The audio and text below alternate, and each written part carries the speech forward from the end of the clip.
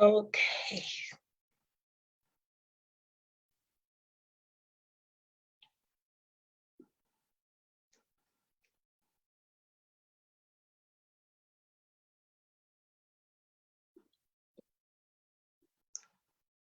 Okay, here we are, people. Welcome again. Welcome again. All right, yes, I think we got it now. I think there's volume. I think we are on. I think we are good. Ay, ay, ay. Yeah, yes. I think we're good. I hope the sound is good though. So, welcome to Before and After. Yes, I do. Number 3. Okay, yes, we continue on that journey. So today we're going to look at logical and illogical reasons to get married. I know people get married for so many reasons. Sometimes because our reasons are illogical and not reasonable. When our marriages get into a tight corner, or the storms come, or the tornado comes, or the tsunami, whichever is going to come. In marriages, some people, they just get storms. Some people just get tornadoes. Some people just get little flurries of snow. Some people get tsunami. So whatever your reasons are will determine how you're going to survive the flurries of snow, the little rain showers, the storm, the tsunami, the tornado, the earthquake. Because guess what? They will come. That is just get prepared for that. Marriage is not 100% problem proof. Okay? Because your life is not problem proof. My life is not problem proof. This world that we live in is not problem proof. Look at Ukraine and Russia. Who would have thought Ukraine sit down, JJ, see what in Russia do? Okay, so this life is not problem proof. Look around you, you will see that life is not problem proof. Your job is not problem proof. Look at how Corona came, and many people that they didn't think that they're going to lose their jobs, and many jobs are still going to go because now people are going automated, people are working from home. So life is not 100% proof. So if life is not 100% proof, marriage is part of life. Why in the world would think that marriage is going to be 100% proof? No, there's going to be rain, there's going to be showers, there's going to be storms, there's going to be wind, there's going to be, just soft wind and, or, Katrina, or, gust the wind, gust the wind. There can be, and there will be snow, and there'll be snowstorm, and there can be hurricane, and there can be tornado, and there can be volcano. But if your marriage is founded on logical and reasonable, that's why you have to get a note. That's why watch out for my work, because it's coming for you as a couple. Even if you're already married 10 years, 5 months, 6 years, I don't care, 20 years, 30 years. Yeah, some people, they get married and they never take time to tend the garden. Okay, Adam, tend the garden. You don't tend the garden. You don't go back and find out what was the reason I married her. What was the reason I said yes to him? So let's look at logical reasons that are reasonable. So if your reason is not here, I don't know. I go back to the original. I go back to the originator of marriage, which is what number 1 that we did. Who originated it? You did not start marriage. I did not start marriage. The government did not. The church did not. The originator of marriage. So we look at and make sure that that is the reason why you're doing this, why you are married. If that wasn't the reason why you're married, you want to go back and say, okay, you know what? Let's rearrange this thing. This thing is not working because we actually based our marriage on illogical reasons. Somebody got pregnant for you, you have to marry that person. That's illogical. So logical reasons. Helper needed. Sometimes if they say help needed, yes, because a woman is created to be a helper for the man. A man, it is not good for men to be alone. That is what God say. See, a woman can be alone. A woman can pay bills, they can cook, they can clean, they can take care of the children, they can do all this stuff, they can take care of the parents, and a woman can stay in the house with the mother, with the children, and will be all right. That's how just God created a woman. A woman can multitask, men cannot. So that's why God said he created man and already said it is not good for man. Remember, alone is not the same thing as lonely. No, The key thing is not good for man to be alone. Man cannot survive by themselves. No matter how much they try, listen, no matter how much a man wants to be like, see, they can survive, they say they cannot. Without a woman, a man cannot survive. Sorry, that's how God say. I did not say that if you got a problem with that, you got to go back to your creator, your maker. So help needed. You need help. Man need help. That's where it is. You don't want to be alone. You don't have to be alone. God did not create you as a man to be alone. God said in his word, it is not good for man to be alone. That's it. And then another logical reasons. So we bring our children up together, godly seed. You know, the husband, the man can say, I want to get a wife so we can have children and both of us can raise these children. That's what the father of Samson, when the angel came to the woman, wasn't enough. The woman said, wait, let me tell this man. With the man, the angel came, the man saw him, and then the man told the angel, which is what I really love about that man. He said, teach us how we will bring up this child, not how she will bring up this child. Because the society now, they want a woman bring up the child, while the man is doing what? No, we raise the children. God created that union so that we can bring up the children together, so for godly sake. And so let's go to the exciting part. Why did you get married? If you're already married, and you, before you say, yes, I do, before you say, yes, I do, check your heart again. Take a paper out. I told you how to get a journal. You have to write something down. Hey, you have your resume on paper. You have to write, you have to have a dossier. You have to have a workbook somewhere where you have to write this thing. Yes, so it is serious because, you know, I said your job will end. The marriage is something that God created to last. So if it means you having to write it down, both of you have to write it down. Mama, let's write for me why you want to marry me. You know, that's I think our number 2 that we did. Ask why. Ask the man why. You the man, you the man, ask the lady that wants to say yes to you. Why do you want to get married? So illogical reasons. The reasons why you shouldn't marry. You shouldn't marry because of anyway, no. Yeah, you shouldn't. Oh my God. You shouldn't marry because you want to share it. You know, Janglova. You want to marry because of Janglova. When they eat 50, Janglova go to sleep. Now generator go pack up. So what happens when the generator begins to pack up? Sometimes generator don't pack up. So the man just decides he doesn't want to do anything with you. Maybe another girl is on the fire ramp outside. So if you married because of Janglova, if you marry, if you marry because of Janglova, when Janglova no day, wahala bust. So that is not even one of the reasons. That's what I'm saying. It's illogical. Never marry because of Janglova. Kerewa, ewa, kashere, you don't want to marry because of that. Don't marry because of Janglova. That's an illogical reason. Don't marry because, she can cook. What happens if she falls sick? What happens if, because life happens. What happens if something goes the other way and she cannot cook? Oh, yes. Do not marry because she can cook, because she can clean, okay? Do not marry because she's like Cinderella or she is, what did I call it, Vashti. Do not marry a Vashti. If you're looking for Vashti, look at Kanye, look at Kim. Kim no Vashti. Look at, there's so many. Look at all the ones that they Botox and change everything, change it back, change front, change cheek, change nose, change everything. And they look like, you know what? They really look like it is happening here. If beauty was it, why did the why did the man, why did they check out?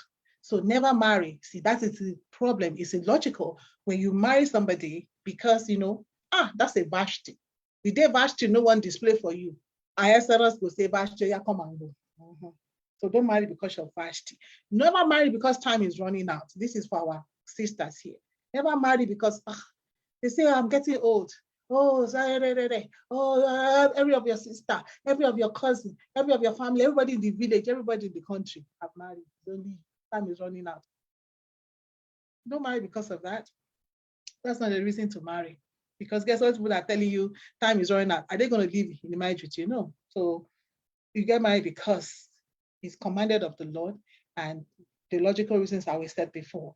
And never marry because you want to prove a point. You have no point to prove to nobody. except you and God. Never marry because I want to tell them, say me too, I can do. Why? Why you want the person say you can do? What you won't do? Those person they go follow you live for the house. You won't do. You want to prove. You have no point to prove to nobody. And these are the reasons that some people get married. And then at the end of the day, marriage don't work because the reasons the foundation is already messed up. Never get married because you want to prove about to your friends, to your family, to your community, to your age mate, to your colleagues at work, to your classmates at school, your alumni. You want to prove everybody is doing it. Oh, I got it going. You got nothing going. Do not marry because you want to be cared for. You know, I want to marry somebody who can buy me car, who can take me on vacation, who can put money in my pocket. What if something happens and things flip? And the man, you thought the man could buy you a car. The man decided, you know what? No, I don't want to do. What if he decides he doesn't want to do? What are you going to do? Okay, you're going to say, okay, you don't buy me car, buy. Or you can't pay for my vacation, buy. Or you can't give money for food, buy. Or no, you're already, that is where foundation is wrong. You don't marry because you want to care for someone. So that's also for the women who feel, oh, I just want to care for him. Oh, I just want to take care of you. Oh, I just want to, waiting they talk, waiting women they talk. Crazy. And then you use all your money and you use all no, don't marry because of that. You want to care for nobody. No, don't marry because you don't want to be lonely. Remember we said alone and loneliness are two different things. Yeah, so if you don't want to be lonely, so if the man goes to work and you're lonely, or the woman goes on a trip and you're lonely, what's going to happen? You're going to go and look for who to pad your bed, because in this world that we're in, sometimes women travel to go work somewhere, men travel, leave their home and go work somewhere, live this, which is not good. Women live in a different state, the husband live in a different state, which is not ideal. But, sometimes family, dynamics can happen, maybe just for that short time. If you married because you did not want to be lonely, if loneliness concept, while bust, somebody come and shake for you small. Abi you go to the Ise joint that I hate, or you go to the sports bar, I hate that one too, or the strip club, I say because, oh, come on, you're feeling lonely, let's go. Okay, so you want somebody to make you go feel lonely. Okay, see, wahala bust. Illogical. Those are illogical reasons. Those are the reasons you should never get married. If you're the kind of person that feel like, oh, I don't want to be lonely, don't marry. Period. Must you marry? I want to marry because of I love him. Love. Let me go back to my story. You always see it. You have heard it. They say love is blind. So if you say you are married, you're already marrying long. If you say you're married because of love, you're already marrying blindly. Because love, love is number one. Let's say love is not a feeling. So let's say, oh, I feel one thing about when I'm around her or when I'm around him, I just butterflies in my belly. You better remove the butterfly.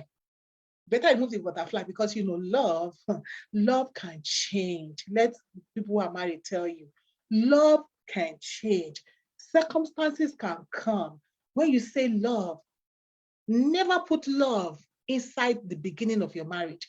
It is when the marriage has come in, then you hear, as you follow me, you see where love comes in. When God created marriage, love was not it. Love was not part of it. It was not part of it. I keep saying it. So all the people that say, oh, I married him because I love him. That's why you fall. I put a post on Facebook. I say, you fall. I fell in love with him. Then after you're going to fall out. That's why people say, oh, I just didn't love him anymore. How would you?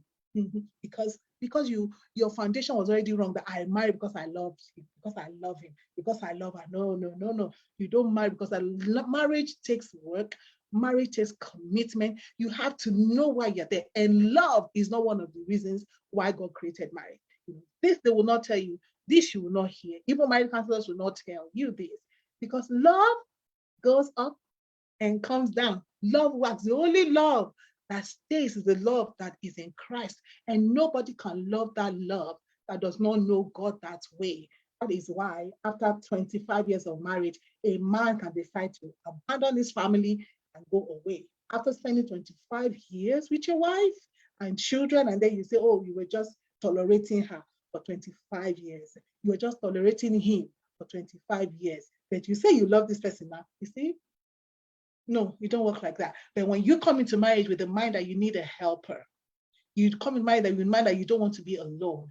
You come in because you know you want to bring up your children together. I said those three things are the foundation, the rock of every marriage. Then you will know that you need that wife. When you step out of that wife, you step out of your helper. That is it. You step out of your helper. When you step out of that wife, you step out to be alone. Life is never going to be the same. Never. And then when you step out of that marriage, you step out of that family, you have messed up your children's life. There is no more godly seed going on. You truncate your children's psychological and mental well-being. If we remember that, all these people that are walking away from their marriages and their wives and their husbands just because, oh, I don't feel I love her anymore. I don't feel I don't feel, oh, woman say, I don't feel he loves me anymore. Hey, take love out of it. So that's another illogical reason to get married. So choose to marry logically. That's why you have to write this thing down. You are the man, have to agree that, okay, why are we want to tie the knot? Why are we want to say yes? Why are you want to ask me to marry you? Are you asking me to marry you because you want to kerewa, or you want to janglova, or you want to wakashere? Because you say you know, if the day I don't want to play with you, the day I don't want to janglova, wahala boss, because I say I don't want to janglova. The day I sick, maybe I just sick. Maybe I sick, and then maybe I'm person there for hospital, person there for ICU, person there under drip, person there, in coma. So what's going to happen? If you marry because of janglova, that means at the end of 6 months, you're going to feel that even before 6 months, if you go janglova somebody else, because janglova is the main reason why you go in there. So let's remember that we have to make up our mind to make the reason why you want to ask a question logical, and the reason why you want to say yes logical. Please PI yourself. The last time I did, I said PI that person. No, but now you have to PI yourself. Private investigate yourself. Why you want to do this? Why I want to ask? And you ask yourself why I want to say yes. Make sure that you are not saying yes for things that are not reasonable, for things that are not logical, because these things will change. Kerewa will change. Someone to cook for you will change, because anything can happen. Life can change. Vashti will change. Vashti will never remain Vashti. For real. Vashti, to maintain Vashti is a lot of money. Hey, they will do nose, they will do cheek, they will do lips, they will do front, they will do back, they will do belly, they will do leg, they will do everything. And you maintain it. This hair, 500. I see someone who buy hair for 500. Wait till they say. Wait till they say. You buy for 500, you fit it for 200, you take it out for 40. How much be my money? Hey, then she cannot do that because you married Vashti, because she cannot maintain that Vashti. I always tell her, say, what?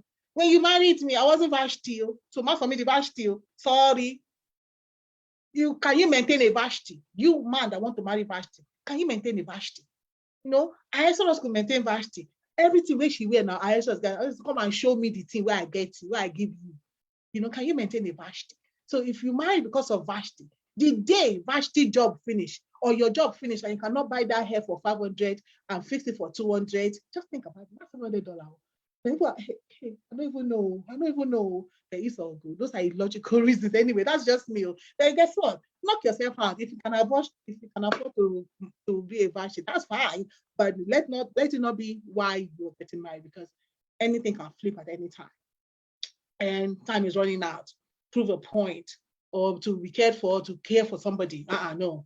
You didn't come to this world to do you're not a solemn and don't want to be lonely, and definitely not for love, or I want to marry somebody that will provide for me. Hallelujah. So that is the end of today. So make sure that you have your personal goals and align your personal goals to the 3 logical things that I talked about. And that is help needed, don't want to be alone, and godly seed. And this is how you're going to make sure that you are in line and you're working in the place of safety. Thank you for hanging out with me today. I'll see you next time.